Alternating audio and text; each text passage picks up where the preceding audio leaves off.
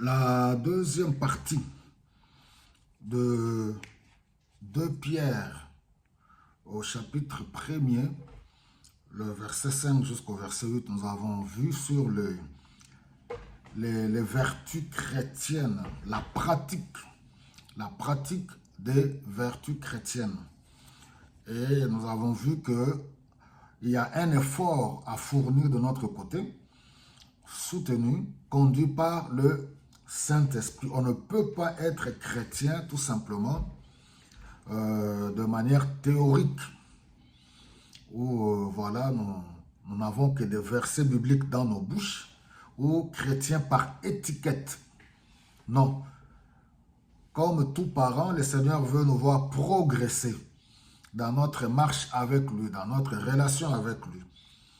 Dans la première partie, nous nous sommes arrêtés sur l'une des vertus qui est la vraie connaissance de Dieu. C'est tout un processus. On l'a dit la fois passée. Et à part à la vraie connaissance de Dieu, nous devons associer la maîtrise de soi. Ça, c'est encore l'une des choses qui perturbe ou que beaucoup d'enfants de Dieu, on est tous concernés, ou personne ne peut prétendre être un héros là-dessus. Pourquoi?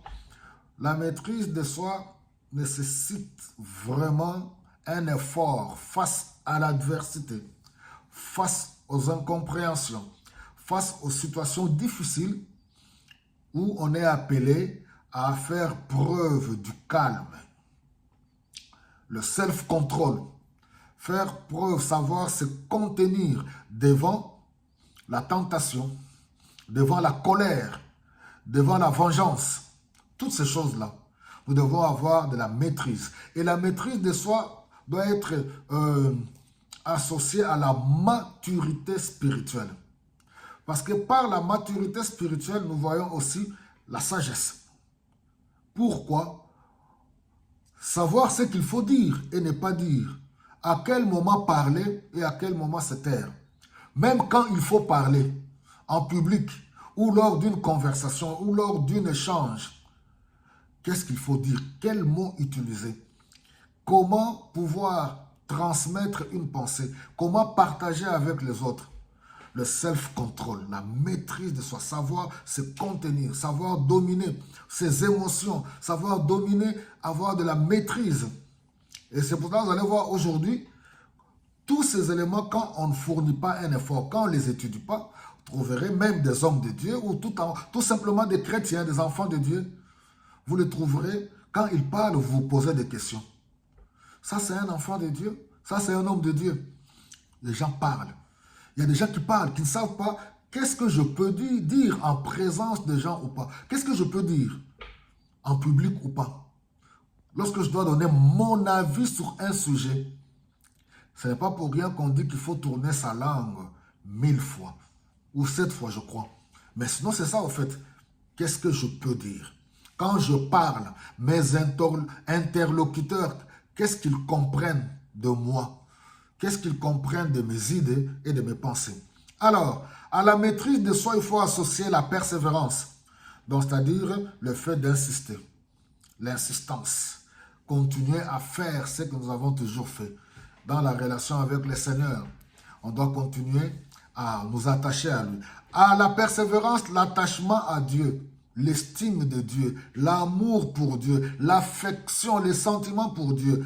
À l'attachement à Dieu, il y a l'affection fraternelle. Vous voyez, toutes ces choses-là sont collées ensemble.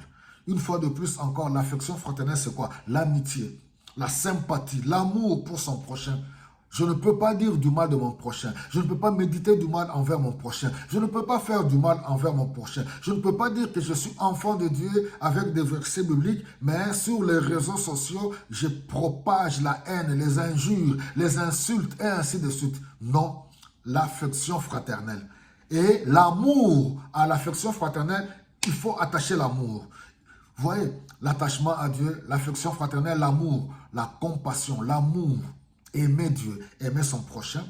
Et il dit que toutes ces choses-là, ce sont ces vertus qui nous permettent, un, de progresser, de grandir dans la foi, d'aller de progrès en progrès, C'est ainsi que ces choses nous permettront de grandir et de connaître Dieu.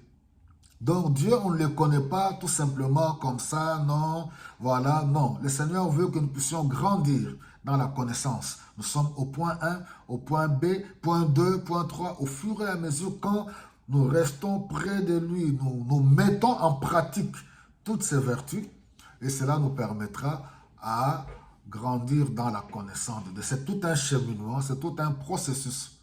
On ne peut pas se réveiller d'un beau matin et dire que moi je connais Dieu. Non, c'est tout un cheminement, tout un processus, un effort à fournir, une vie d'intimité en mettant en pratique ces vertus. Que Dieu vous bénisse abondamment.